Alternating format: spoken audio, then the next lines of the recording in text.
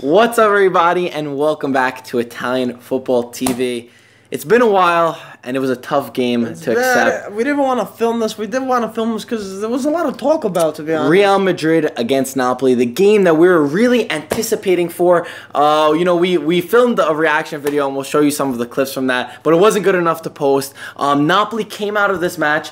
They scored first early on, like 4th minute through Lorenzo Insigne, and they were playing their game. They were playing their game, but before the goal, they almost scored on their first attack. Benzema had an amazing strike, and Peperina made an amazing save. They were just so nervy, the whole team in general. I think that I really credit Mauricio Sarri for having the balls to get onto the field and play his game. He didn't try to just adapt and play defensive, play catenaccio. He played the way that we've seen Napoli play in the Serie A. The Serie A knows how Napoli plays the best football in Italy, and they were showing the world that, they were showing Europe that, and I really appreciate that. The first goal, there was so much tiki-taka, and then Hamsik gave it to Insigne, but we need to be honest, Napoli made way too many mistakes defensively in the midfield then. In the defense, Koulibaly, Haisai, and Gulam were a mess. A disaster. The whole defensive line was bad. I do feel like Napoli were playing pretty decent,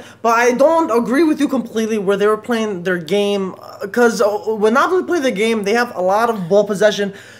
Today, they just didn't have as much ball possession. Madrid were bossing in possession. They played their game. They played their game at times during the match. At times where, when they were in possession, they were touching it. Lorenzo Insigne was coming back. He was leaving it for Gulam. Zielinski was checking in. Hamsik was always on the ball. And that's what I mean by that. They weren't trying to just send the ball long, run for it. But they had too many players who did not show up tonight. Mertens did not show up. Callejon did not show up. Their defense did not show up. It was so freaking bad. Now, let me ask you something. Do you think Zielinski played? I think Zielinski is a great player. But against Madrid, I think you got to fortify, play a little bit more defensive than usual, and start Alan. They put Alan afterwards. Maybe keep Alan in the beginning, start him, and maybe bring in Zielinski afterwards. I was really impressed with Zielinski. I think that he brings a different dynamic to the team. He opened up when a lot of players were not stepping up. This is a guy from Empoli who came from Empoli last season, and he did very good. I think him, Insigne, who is tracking back, winning the ball in the defense as a fullback at times, Hamsik and Diawara. Those are the guys who stepped up, and they were not scared at all, and they really showed a lot to me tonight. But Alana right now, I think he would have been needed more because their defense was sloppy, and they needed more reinforcement because we saw them whenever Ronaldo went down the line, whenever one of the players, Benzema, went down the line, the whole play looked sloppy. Their defense didn't look like they were in charge, and I feel like Alan is a player that would break a lot of these plays up, wouldn't give them enough chances like we saw today, which was pretty bad because on a good day, Madrid could have scored another 2 or 3 goals if they really wanted. I think that we're also talking about a team that's extremely powerful. I mean, I don't want to give them credit, but when credit is due, I mean, Real Madrid play beautiful football. They've got players who are excellent skills. They're also organized. They know what to do. They believe in themselves. Even when they go down 1 goal, they never get caught up in that. And I think, they were the better team. To be honest, they were the better team. But I think there is hope because an away goal is almost like scoring 2 goals. Because if they go back to the São Paulo, they fix those defensive errors. They need to talk to Koulibaly. They need to talk to Haisai. They need to talk to Gulam. Enough ball watching, and they need to mark their man. No being scared. I don't know why Koulibaly, he attacked Ronaldo in that play, the second goal. I don't know why he committed. I know Ronaldo's a fantastic player. I know he could beat almost any defender. But he gave it, to me, it seemed like Koulibaly over-anticipated, and I know he lacks experience. I know that for a lot of these players, this is a different level. Real Madrid play at this kind of level year in and year out. These players know what they're doing, and Napoli don't. But I think that at the São Paulo, a 2-0 win would make them go through in the Champions League. I don't think it's that crazy, and I think it's very possible. We saw plenty of positive signs tonight, and if Mertens needs to show up, Callejon, Milik is going to be back more ready, and maybe fix that midfield because it started to dismantle. I only watched the 60th minute, but it started to dismantle and the defense, and I think Napoli could surprise. Napoli could surprise. We've seen crazier things like PSG beating Barcelona 4-0, but that's besides the point. If Napoli were a little bit more niftier, a little bit more tighter in their defense, in their midfield, stop making those stupid passes, because a lot of passes. The third goal came from a bad clearance from the left side. I believe it was Gulam.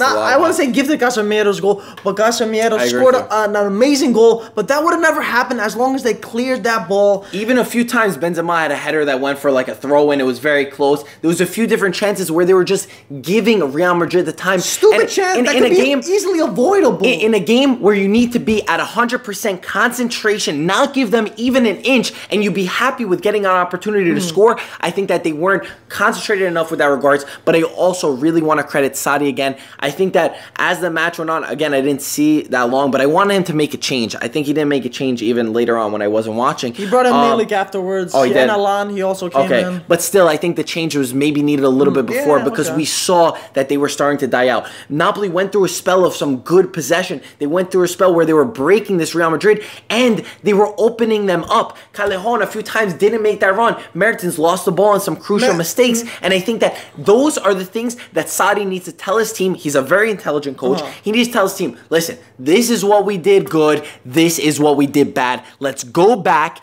to the drawing board, make sure we're 100% ready. They're going to have a sold-out São Paulo, and I think they could do it, but Real Madrid are also an enormous team. Zidane knows that they're going to come out with the fight, and I think that they were surprised with the Napoli that they saw today. I think they played Madrid pretty hard, actually. For a little of the game, not overall. They definitely saw a lot of their talents. I just want to say a few things that I was mad about. Mertens one of the most informed players for Napoli. He was one of the most invisible players. I don't think I've seen him once. He had the freaking miss. He had only one chance, and the miss. It was a beautiful pass, a Callejon, a beautiful header to him, and he couldn't even get it on target. Something he should have at least put on target. Someone of his caliber. He's doing amazing. But to be honest, against Madrid, you got to hold the ball up. So that's why I feel like Milik would have been perfect for this game, but he wasn't at 100%. There was one time that they crossed the ball in, and there was nobody. Callejon also scored a goal, but it was offside. That didn't count at the end. Anyway, like we said, we did record. Look at us going crazy at this Insigne goal right now.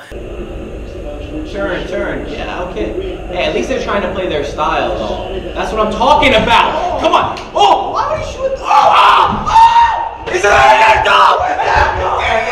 Yeah, I gotta play. Yeah! 1-1, 0. Yes! Insigne! Lorenzo! What? Real Madrid! Real! I was like, why did he shoot that? What are you talking about? This is how you play! Thank God. Fuck off! Fuck off! Let's see. I'm sick! Yo, you chipped No, you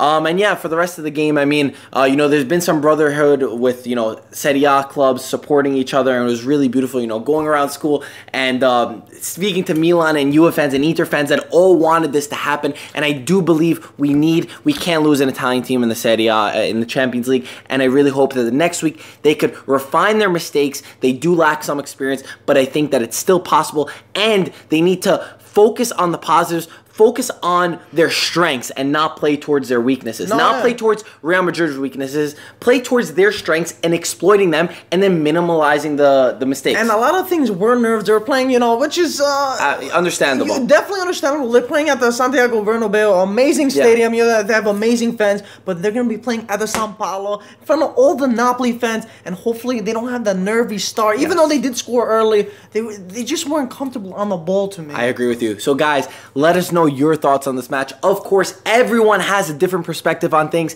I know it's been a little while since we've uploaded, but we've got a really great reason. We're going to announce it in the coming weeks. We've been working on something really big, and we think you'll all enjoy it. Again, be sure to put your thoughts in the comment section below. Thank you for watching, and we'll talk to you soon. Ciao, ragazzi.